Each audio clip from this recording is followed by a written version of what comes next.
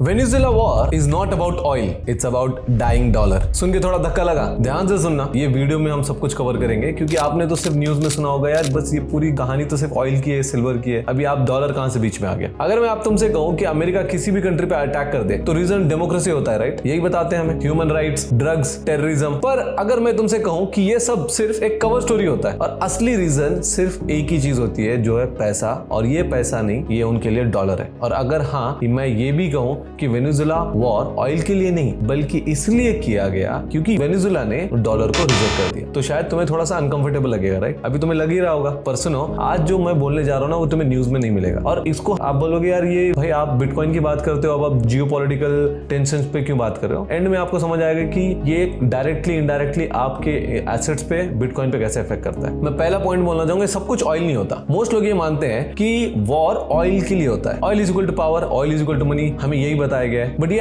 आधा सच है, half truth है। रियल पावर ऑयल में नहीं होती, रियल पावर होती है, याद रखो, वो ऑयल किस करेंसी में बेचा जा रहा है। और यहीं से शुरुआत होता है पेट्रो डॉलर का गेम। पेट्रो डॉलर, अगर तुम ये समझ गए तो वेनेजुएला, इराक, लीबिया, ईरान सब एक स्टोरी के पार्ट लगने लगेंगे। ये पार्ट 1, पार्ट 2, पार्ट 3 ये चलता जा रहा है। अब आप बोलोगे पेट्रो डॉलर क्या है यार? अमेरिका वियतनाम वॉर से निकल चुका था, इकोनॉमी वीक थी, डॉलर पे प्रेशर बना हुआ था। तब हेनरी किसिंगर ने सऊदी अरेबिया से एक डील कर ली। डील ये थी कि ऑयल सिर्फ यूएस डॉलर में बेचा जाएगा और अमेरिका सऊदी अरेबिया को मिलिट्री प्रोटेक्शन देगा। बस इतनी ही डील थी, यही डील थी, इतनी सिंपल डील। पर इस डील ने क्या किया, सोचो आप। उस टाइम में हर कंट्री, जो भी कंट्री चाहिए उसे ऑयल चाहिए था। अब वो ऑयल के लिए क्या करेगा? डॉलर चाहिए था। अब ऑयल खरीदना है तो क्या चाहिए आपको? डॉलर चाहिए। अब डॉलर के लिए अमेरिका पे डिपेंड रहना पड़ेगा। इतना सिंपल गेम, इतना शातिर game. Artificial demand for dollar, इसको बोलते हैं क्रिएट करना एक डिमांड। अमेरिका पैसा प्रिंट करता रहा, बाकी दुनिया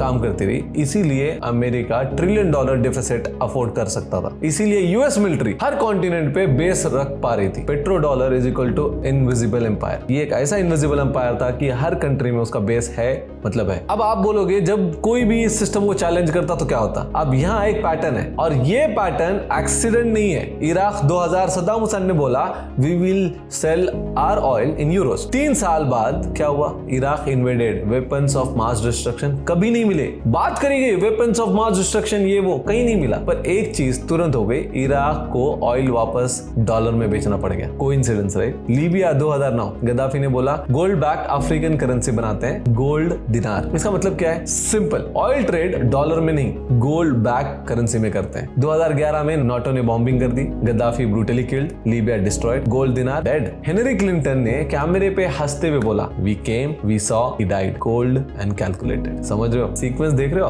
अब वेनेजुएला पे आओ, फैक्ट सुनो, इमोशन साइड में रख देना। वेनेजुएला के पास 303 बिलियन बैरल ऑयल। मैं आपको किसका कैलकुलेशन बताऊं? $17.3 trillion, 4 times GDP of Japan, 4 times GDP of India. World का largest proven reserve. Saudi Arabia, जिसका नाम आप हमेशा सुनते हैं ना ऑयल के बारे में, उससे भी ज्यादा ऑयल। अब इमेजिन करो, ऐसी कंट्री अगर बोले हम डॉलर में ऑयल नहीं बेचेंगे, क्या होगा? एग्जैक्टली यही हुआ। 2018 में मडूरो ने अनाउंस किया we are freeing ourselves from dollar. और वेनेजुएला ने चाइना की करेंसी युआन एक्सेप्ट किया, यूरोज, रूबल्स एक्सेप्ट किए, ब्रिक्स ज्वाइन करने की बात करी, चाइना के साथ डायरेक्ट पेमेंट सिस्टम स्विफ्ट को बाईपास। ये सिर्फ ऑयल ट्रेड नहीं था, ये डॉलर पे डायरेक्ट अटैक था कि हम यूज नहीं करेंगे यार, आप जो करना है कर लो, हम बेचेंगे ऑयल हमारी मर्जी के हिसाब से, हम कोई भी करेंसी एक्सेप्ट करेंगे। तुम्हें क्या लगता है अमेरिका ये अलाउ करेगा? सीरियसली लगता है तुम्हें? तुम खुद सोचो, अगर कल इंडिया बोले हम ऑयल ट्रेड रुपए में करेंगे तो क्या होगा? Pressure, sanctions, narratives, media attack, same playbook हर बार। और ये हुआ है अभी रिसेंटली, इंडिया और ईरान ने अपने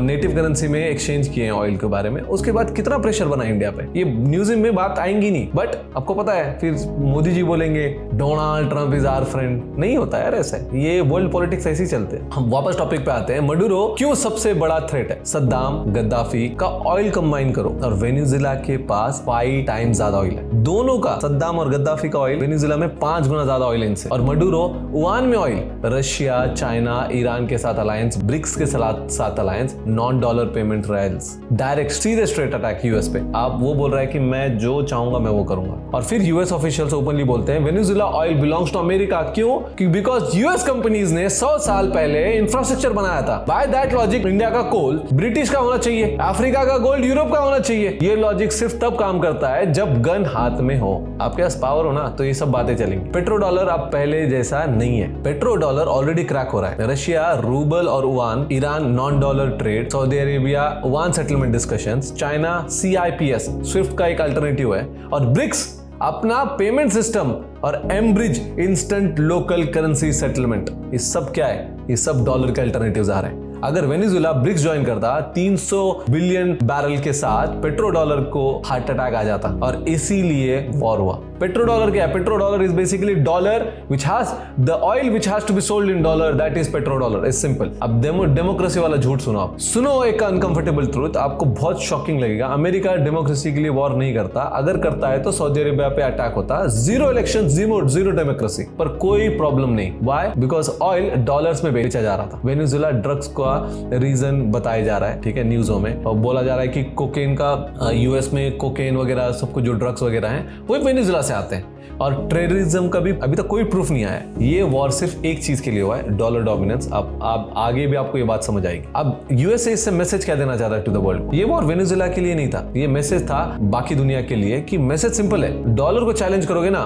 तो रिजीम चेंज होगा। पर आयरनी है, इस मैसेज ने कंट्रीज को डराया नहीं, इस मैसेज ने उनको फास्टर मूव करने पे मजबूर किया। ग्लोबल साउथ अब समझ चुका है डॉलर कंसेंट से नहीं, फोर्स से चलता है। ये फोर्स ही तो है कि आप यूज करो वरना हम आप पे अटैक कर देंगे। और जब करेंसी फोर्स पे चलती है ना तो वो ऑलरेडी वीक होती है। हिस्ट्री का राइम्स देख लो आप, डेट्स देख लो। 3 जनवरी 1990 में पनामा इन्वेड करा यूएसए ने। अब 3 जनवरी 2026 में वेनेजुएला को इन्वेड कर दिया। 36 ईयर्स का gap, same excuse, drugs, same outcome, control. History repeat नहीं होती पर राइम जरूर करती है। अब लास्ट सेगमेंट में हम बात करेंगे चाइना, सिल्वर और नेक्स्ट लेवल का गेम। अब एंगल और डीप है। चाइना वेनेजुएला का बिगेस्ट ऑयल बायर है। सिल्वर सप्लाई लॉक कर रहा है, डॉलर सिस्टम से बाहर जा रहा है। Oil plus silver plus payment plus labour भी है उनका is equal to power shift. ये पावर शिफ्ट हो रहा है चाइना के पास। अब ग्लोबल डिवेस्टमेंट हेज हो रहा है, गोल्ड हेज हो रहा है, सिल्वर स्केर्सिटी हेज हो रहा है, और बिटकॉइन एस्केप हैच हो रहा है। इसीलिए तुम देख रहे हो bitcoin adoption, gold accumulation, silver को स्क्वीज किया जा रहा है। ये कोइंसिडेंस नहीं है, ये वर्ल्ड के ऊपर एक प्रेशर बनाया जा रहा है, इसलिए लोग हार्ड एसेट पे मूव हो रहे हैं, और ये और बढ़ता जाएगा।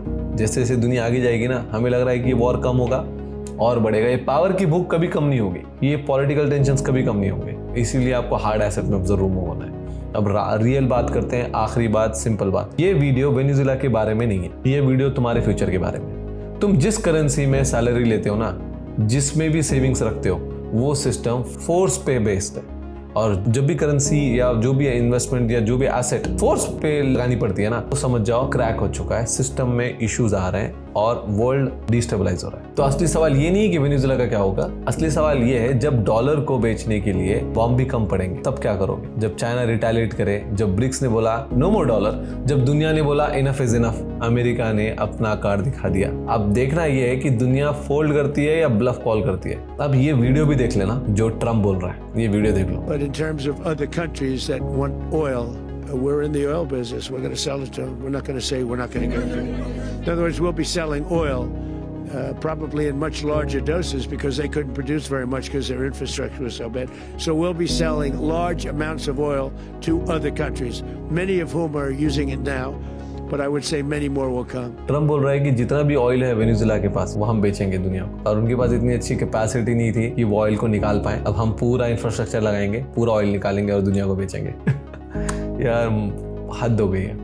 अब मैं आपको बताता हूँ कि ये जो वर्ल्ड प्रेशर है, ये मेरे को जियोपॉलिटिकल टेंशंस के ऊपर ये वीडियो बनानी नहीं थी। मुझे ये बताना है आपको कि जो world is so unstable right now, जहाँ पे आपका पैसा इन्वेस्ट होना चाहिए वो एसेट, क्या गोल्ड हो सकता है, क्या सिल्वर हो सकता है, क्या बिटकॉइन हो सकता है, ये 3 ही एसेट है। और तीसरा एसेट जो आपका सिल्वर की बात करो तो इंडस्ट्रियल पर्पज है, तो उसको हटा देते हैं। अब ये वर्ल्ड में सिर्फ 2 ही हार्ड एसेट है जिसको बनाने के लिए पैसा लगता है। बिटकॉइन एंड गोल्ड को माइन करने के लिए पैसा लगता है, इसलिए वो उसको हार्ड एसेट और उसको साउंड मनी बोला जाता है। अब आप देखिए कि जो वर्ल्ड डिजिटल मूव हो रहा है, आज गोल्ड भी कंट्रोल किया जा सकता है। अब आप बोलोगे यार बिटकॉइन, भाई बिटकॉइन में भी शायद थोड़ा बहुत कंट्रोल आ सकता है क्योंकि वो इंटरनेट पे है। मैं आपको बताता हूँ कि internet is the only weapon right now जो शायद कंट्रोल ना हो पाए। जो ओनली वेपन आपको फ्रीडम ऑफ स्पीच है, आप फ्रीडम ऑफ सर्च है, आप जो भी बात करना है, ढूंढना है चीजें वो ढूंढ सकते हो, आप VPN यूज कर सकते हो, आप 50 चीजें कर सकते हो। उसी तरीके से आपका एक ही वर्ल्ड का डिजिटल एसेट है बिटकॉइन, जो इजीली मूव हो सकता है, इजीली मूव हो सकता है। क्या सोचो, अब जब जियोपॉलिटिकल टेंशन बढ़ेगी, अब वेनेजुएला से लोगों को, अब मान लो कल चाइना और USA वॉर पे जाते हैं, अब मुझे लगता है कि ये वर्ल्ड वॉर 3 एक गिमिक नहीं है, बहुत क्लोज है। अब ऑनेस्टली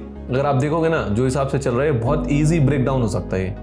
रशिया चाइना एक तरफ आ जाए, USA के यूरोप और नाटो वगैरह एक साथ आ जाए, ये वॉर बहुत अच्छे से छिड़ सकती है, मतलब बहुत नेक्स्ट लेवल छिड़ सकती है। और वहाँ पे क्या आपको लगता है कि लोग अपना गोल्ड मूव कर पाएंगे एक कंट्री से दूसरी कंट्री पे? और वहीं पे अगर उसका एसेट अगर वो बिटकॉइन हो तो मेक श्योर आपका एसेट डिजिटल हो, मेक श्योर आपका एसेट बिटकॉइन हो। वो आपकी पुश्ते नहीं चलेगा। ये जो हिसाब से वर्ल्ड मूव हो रहा है ना, वहां पे एक ही एसेट का एग्जिस्टेंस हो सकता है आज, वो है बिटकॉइन। सिंपल है। गोल्ड के 50 इश्यूज हैं, गोल्ड को लिक्विडेशन के 50 इश्यूज हैं, रियल होने के 50 इश्यूज हैं। हमने कितने वीडियोस में एक्सप्लेन किया है गोल्ड वर्सेस बिटकॉइन के बारे में। तो याद रखिए कि जो आज आपके पास जो वेपन है, वो वेपन आपका एसेट है, और अगले 10-20 साल में जो दुनिया चेंज होगी, आपके एसेट की वैल्यू उतनी होनी चाहिए, और वो एसेट इतना फ्री होना चाहिए with all this geopolitical tension की वजह से उस पर इफेक्ट होना नहीं चाहिए। कमेंट में बताओ तुम क्या सोचते हो, एग्री कर रहे हो या डिसएग्री कर रहे हो, बट जो भी सोच रहे हो कमेंट में लिख देना। वीडियो पसंद आई है तो सब्सक्राइब करो, शेयर करो उन लोगों के साथ जो भी न्यूज पे ब्लाइंड ट्रस्ट करते हैं, क्योंकि न्यूज भी यार आज की पीरियड में ना सोशल मीडिया पे वगैरह इतना बवाल मच रहा है। कोई भी एक सेगमेंट उठा लो और उसको स्प्रेड कर दो और उसके ऊपर एक नैरेटिव बना दो। जैसे अब USA वही कर रहा है, नैरेटिव बना रहा है कि यार टेररिज्म है, पता नहीं कोकेन है, डिक्टेटरशिप का इश्यूज है, 50 चीजें का नैरेटिव बनाएंगे। अगर वो सच है तो वो वर्ल्ड लॉ के हिसाब से उसको प्रूव करे, बट जो दूसरा सच है ऑयल का, वो तो रियल है ना, वो तो सबके सामने प्रूवन है, उसको बोलने की जरूरत नहीं है। आपको मैं बताता हूँ, एक अरविंद है जो ट्विटर पे है ना, अपना एक कमेंट किया था उन्होंने अगस्त में, शायद मैं आपको स्क्रीन पर डाल देता हूँ, पढ़ लो। उसने पहले ही प्रेडिक्ट कर दिया था कि US से जैसे ही रशिया और यूक्रेन का वॉर सेटल हो जाए, ये पीस एग्रीमेंट हो जाए, उसके बाद सीधे सीधे USA इन्वेड करेगा वेनेजुएला को। 6 महीने पहले ही बता दिया था, उसने बता भी दिया था कि ऑयल के बारे में। और ये आपको पता है ना, ये अब ऑयल नहीं है, एक्चुअली ऑयल हाफ ट्रूथ है। ऑयल किस करेंसी में बेचा रहा है, ये पूरा ट्रूथ है। तो कमेंट में जरूर बता देना, और क्योंकि ये सिर्फ जियोपॉलिटिकल नहीं, ये आपके पैसों का वॉर है। नेक्स्ट वीडियो में मिलते हैं। ऐसे वीडियो के लिए सब्सक्राइब जरूर कर लीजिए। जय हिंद।